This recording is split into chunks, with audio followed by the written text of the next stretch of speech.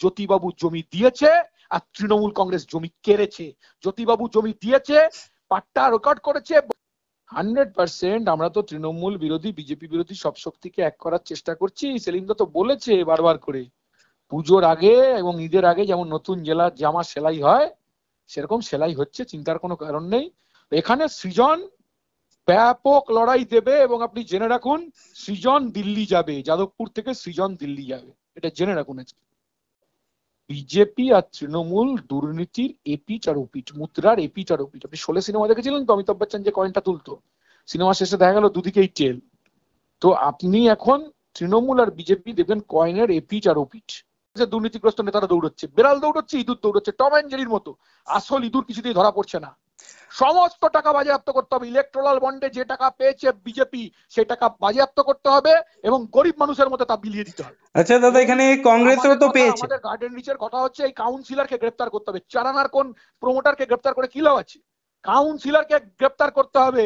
ববি হাকিমকে কান ধরে টেনে নিয়ে আসতে হবে, কান ধরে টেনে নিয়ে আসতে হবে। নাটক হচ্ছে, দমকল মন্ত্রী গিয়ে নাটক করছেন, মমতা গিয়ে নাটক করছেন যে পরিবারগুলো চলে গেল, সব চলে গেল, টাকা দিয়ে কিনে নেবেন।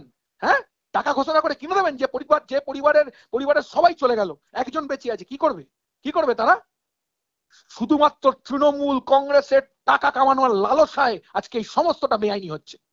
দক্ষিণ কলকাতায় মালারায় প্রার্থী, দক্ষিণ কলকাতায় মালা বদল করার চেষ্টা করব আমরা সারা শাহ হালিমকে নিয়ে আপনি শুরুতে বলেছেন যে কথা, আমি বলবো শুধু আমার কথা বলেছেন, আমি নিমিত্ত মাত্র। আমি একজন কমিউনিস্ট পার্টির কর্মী, হাজারে লক্ষ কর্মী নেমেছে, আন্তরিকতা নিয়ে নেমেছে। সিপিআইএম পার্টি তাদের নীতি, আদর্শ, মতাদর্শ, দাবি, আমরা হারতে পারি, আমাদের এজেন্ডা হারেনি। আমরা পার্লামেন্টে নেই বলেই, আমরা বিধানসভায় নেই বলেই আজকে মানুষের এই দুর্দশা। আমাদের অনেকে বলে তো শূন্য, আমরা শূন্য বলেই পার্থ চ্যাটার্জির মতো ফেরেববাজ নেতারা 50 কোটি টাকা খাটের তলায় জমিয়েছে। আমরা শূন্য বলেই শাহজাহানের মতো লোকেরা, শিবু হাজরার মতো লোকেরা, উত্তম সর্দারের মতো লোকেরা গরিব মানুষকে প্রতারিত করেছে। দেখছেন তো সন্দেশখালীর মানুষ কি বললো? জ্যোতিবাবু জমি দিয়েছে আর তৃণমূল কংগ্রেস জমি কেড়েছে।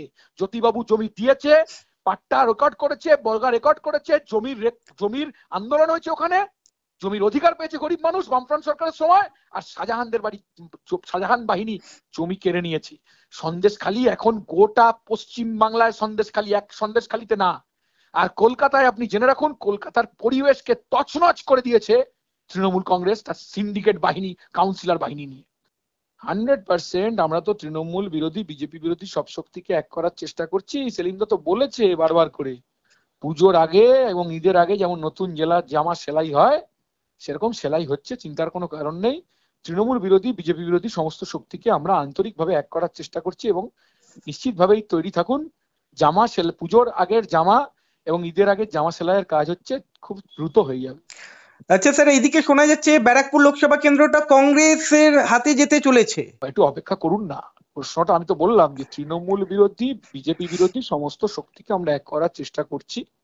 আমার কাছে এরকম কোনো ইনফরমেশন এখনো পর্যন্ত নয়। নেতৃত্বরা ভাবছেন, আলোচনা করছেন, কথাবার্তা চলছে। সময় আপনি জানতে পেরে যাবেন। বিজেপি আর তৃণমূল দুর্নীতির এপিচ আর ওপিচ, মুদ্রার এপিচ আর ওপিচ। আপনি 16 সিনেমা দেখেছিলেন তো, অমিতাভ বচ্চন যে কয়েনটা তুলতো, সিনেমা শেষে দেখা গেল দুদিকেই টেল।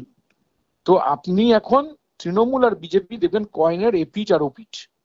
কাজেই তৃণমূল বিজেপির এই দুর্নীতির বিরুদ্ধে আমাদের সরব হয়ে আমাদের প্রার্থীদের, সংযুক্ত মোর্চার প্রার্থীদের বিজেপি বিরোধী তৃণমূল বিরোধী ঐক্যকে শক্তিশালী করে আমরা নিশ্চিতভাবেই জয়ের দিকে এগিয়ে যাব।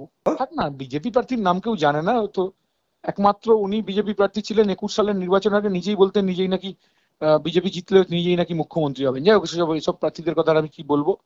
তারপর কোথায় একটা বিধানসভা নির্বাচনে দাঁড়িয়েছিলেন, তারপর 2 রাউন্ড গণনার পর দিল্লি চলে গেছিলেন পালিয়ে। যাই হোক, এসব কথা বলবো না।